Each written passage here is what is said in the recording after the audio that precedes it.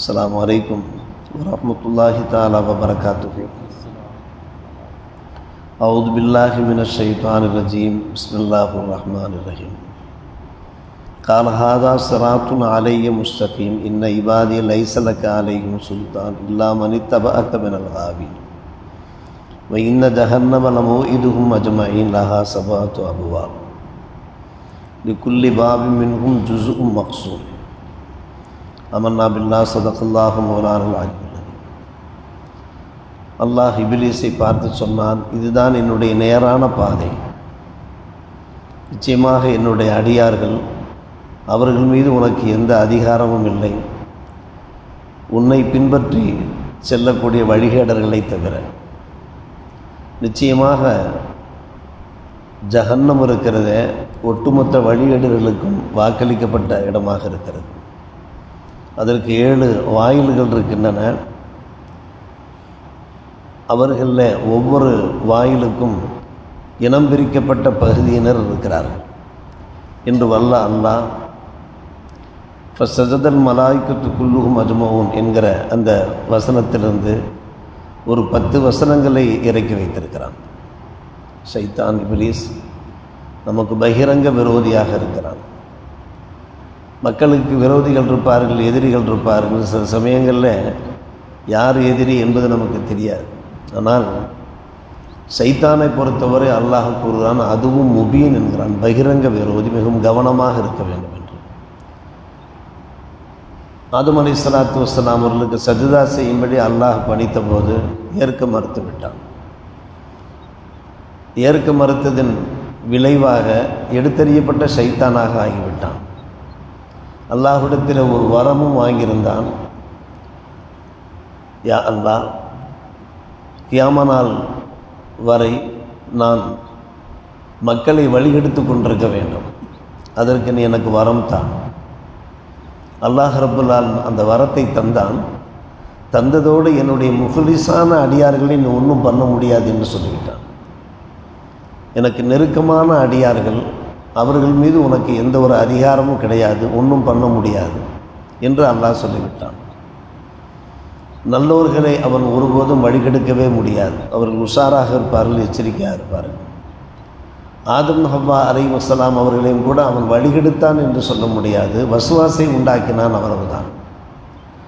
Uhud போர்க்களத்தில் சத்திய சஹாபிகள் நிர்ணயிக்கப்பட்ட இடத்திலிருந்து நகர்ந்தார்கள் என்றால் அங்கே வஸ்வாஸ்தான் காரணமே தவிர வழிகெடுத்தார்கள் என்று சொல்ல முடியாது. யார் தீயவர்களாக இருக்கிறார்களோ, கெட்டவர்களாக இருக்கிறார்களோ, அவர்களைத்தான் இப்லீஸ் வழிகெடுப்பான். இந்த வசனங்களில் அல்லாஹ் நமக்கு உறுதியாக சொல்லுகிறான், என்னுடைய பாதை நேரான பாதை, என்னுடைய அடியார்கள், அவர்கள் மீது உமக்கு எந்த அதிகாரமும் கிடையாது, நீ ஒன்றும் பண்ண முடியாது. ஆனால் தீயவர்கள் இருக்கிறார்களே, அவர்களை நீ வழிகட்டிலே கொண்டு சென்று கொண்டிருப்பாய். இருந்தாலும் நாம் என்ன செய்ய வேண்டியிருக்கிறது, ஒவ்வொரு காலகட்டத்திலையும் சைத்தானிடமிருந்து பாதுகாப்பு கேட்க வேண்டியிருக்கிறது. அவுது பில்லாஹி மினஷ் ஷைத்தான், அவுது பில்லாஹி மினஷ் ஷைத்தான் ரஜீம் என்று பெருமானார் ரசூலே கரீம் ஸல்லல்லாஹு அலைஹி வஸல்லம் பகிர்ந்திருக்கிறார்கள். மனிதனுடைய இரத்த நாளங்களிலெல்லாம் சைத்தான் புகுந்து சென்று கொண்டிருக்கிறான் என்று நபிகள் நாயகம் ஸல்லல்லாஹு அலைஹி வஸல்லம் அவர்கள் கூறுகிற காரணத்தினாலே நம்முடைய ஒவ்வொரு இரத்த நாளங்களிலேயும் அவனுடைய கைவரிசை இருக்கிறது, ஆதிக்கம் இருக்கிறது. நாம் கவனமாக எச்சரிக்கையாக இருக்க வேண்டும் என்று பெருமானார் ரசூலே கரீம் ஸல்லல்லாஹு அலைஹி வஸல்லம் கூறுகிறார். அதனுடைய விளைவுகளை நாம் பல இடத்திலே பார்க்கிறோம். சைத்தானுக்கு கட்டுப்படுகிறார்கள், குடும்பத்திலே பிணக்குகள் ஏற்படுகின்றன. நரகம் பற்றி அல்லாஹ் இங்கே விவரிக்கிறான். ஜஹன்னம், அதற்கு 7 வாயில்கள் இருப்பதாக கூறுகிறான். சபஅத்து அப்வாப், 7 வாயில். அல்லாஹும்ம அஜ்ரினா மினன்னார், அல்லாஹும்ம அஜ்ரினா மினன்னார் நாம் துஆ கேட்கிறோமே, 7 முறை ஏன் கேட்கிறோம் என்றால், இந்த 7 வாயில்களிலிருந்து அல்லாஹ் நமக்கு பாதுகாப்பு தர வேண்டும். அது மட்டுமல்ல, நரகங்கள் 7 மண்டலங்களாக பிரிக்கப்பட்டிருக்கின்றன. அந்த 7 மண்டலங்களிலிருந்தும் நாம் பாதுகாப்பு கேட்கிறோம். அதன் காரணமாக தான் 7 முறை அல்லாஹும்ம அஜ்ரினா மினன்னார் என்று நாம் கூறிக்கொண்டிருக்கிறோம். நரகத்தினுடைய அந்த 7 வாயில்கள், நரகத்தினுடைய அந்த 7 மண்டலங்களிலிருந்து நாம் காப்பாற்றப்பட வேண்டும் என்பதற்காக வேண்டி இந்த நம்பிக்கையோடு நாம் வாழ்ந்து கொண்டிருக்கிறோம். சூரத்தின் நிசாவிலே நரகத்தினுடைய நரகத்தை அல்லாஹ் வர்ணிக்கிற போது தரக்காத் என்று வர்ணிக்கிறான். தரக்காத் என்றால் தலங்கள், first floor, second floor, third floor என்று தலங்கள் இருக்கின்றன. வாதல் அலி இப்னு அபீ தாலிப் ரலியல்லாஹு அவர்கள் அந்த தலங்களை சஹாபிகளுக்கு விவரிக்கிற போது, இந்த தரக்காத்தினுடைய விளக்கம் என்ன என்று உங்களுக்கு தெரியுமா? சூரத் நிசாவிலே காணப்படுகிற தரக்காத் ஒன்றுமில்லை, கைக்கு மேல் கை வைத்து அப்படியே காண்பித்தார். அப்படியே காண்பித்து இதுதான் தலங்கள் என்று சொன்னார்கள். 7 தலங்கள் இருக்கின்றன. அந்த 7 தலங்கள்லையுமே அன்பான பெருமக்களே, அல்லாஹ் இந்த வசனத்தில் கூறுகிறான், ஒவ்வொருத்தரும் ஒவ்வொரு மாதிரியான பாவங்கள் செய்கிறார்கள், தீமைகளில் ஈடுபடுகிறார்கள். யார் யாரெல்லாம் எந்தெந்த பாவங்களில் எந்தெந்த தீமைகளில் ஈடுபடுகிறார்களோ அவர்கள் ஒவ்வொரு தலத்திலையும் தங்க வைக்கப்பட்டு சோதிக்கப்பட்டு கொண்டிருப்பார்கள். அது ஒரு சொகுசான தலமாக இருக்காது, மாறாக துன்புறுத்துகின்ற தலங்களாக இருக்கும் என்று அதில் அலி இப்னு அபீ தாலிப் ரலியல்லாஹு அவர்கள் விவரிக்கிறார். குர்ஆனிலே நரகத்தின் பெயர்கள் பல பெயர்கள் இருக்கின்றன. அதைத்தான் 7 மண்டலங்கள் என்று கூறுகிறார். நரகத்திற்கு 7 வாயில்கள் வேறு, 7 மண்டலங்கள் வேறு. அது என்ன 7 மண்டலங்கள்? ஜஹன்னம் என்று ஒரு நரகம், லதா என்று ஒரு நரகம், ஹுத்தமா என்று ஒரு நரகம், சயீர், சக்கர், ஜஹீம், ஹாவியா, மொத்தம் 7 மண்டலங்கள். இதெல்லாம் நம்ம குர்ஆனில் ஓதுகிறோமா இல்லையா? சற்று யோசித்து பாருங்கள். ஜஹன்னம் வருகிறது, இன்றைக்கு கூட வந்தது. லதா, இன்னஹா லதா என்று வருகிறது அல்லவா? ஹுத்தமா, ஒமா அதராக்க மல் ஹுத்தமா என்று ஓதுகிறோமா இல்லையா? சயீர், சயீர் என்று வருகிறதா இல்லையா? சக்கர், மாலக்கும் ஃபி சக்கர் என்று வருகிறதா இல்லையா?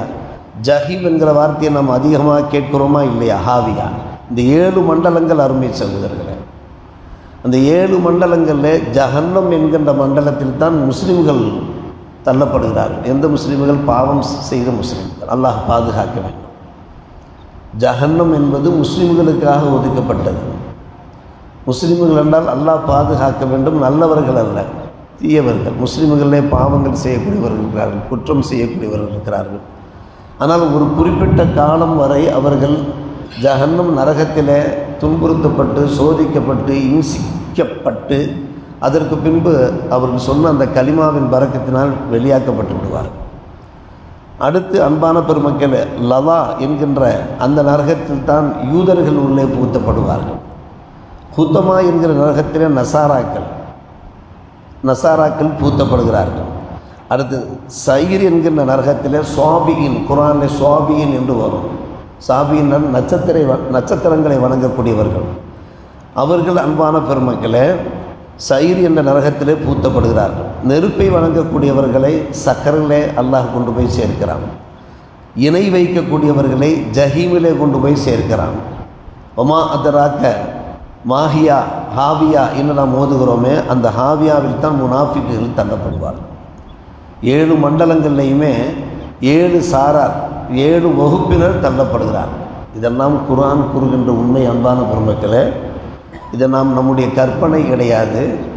இந்த 7 வார்த்தைகளுமே நரகத்தினுடைய இந்த 7 மண்டலங்களுமே குர்ஆன் ஷரீஃபிலே கூறப்பட்டிருக்கிறது. அந்த ஒவ்வொரு நரகத்திலேயும் யார் யார் நுழைவார்கள் என்பதை பெருமானார் ரசூலே கரீம் ஸல்லல்லாஹு அலைஹி வஸல்லம் விவரித்திருக்கிறார். அல்லாஹ் பாதுகாக்க வேண்டும். இது அசிரத்தையாக உள்ள கேட்கின்ற ஒரு விஷயம் அல்ல, மிகவும் கவனமோடு கேட்க வேண்டிய ஒரு விஷயம்.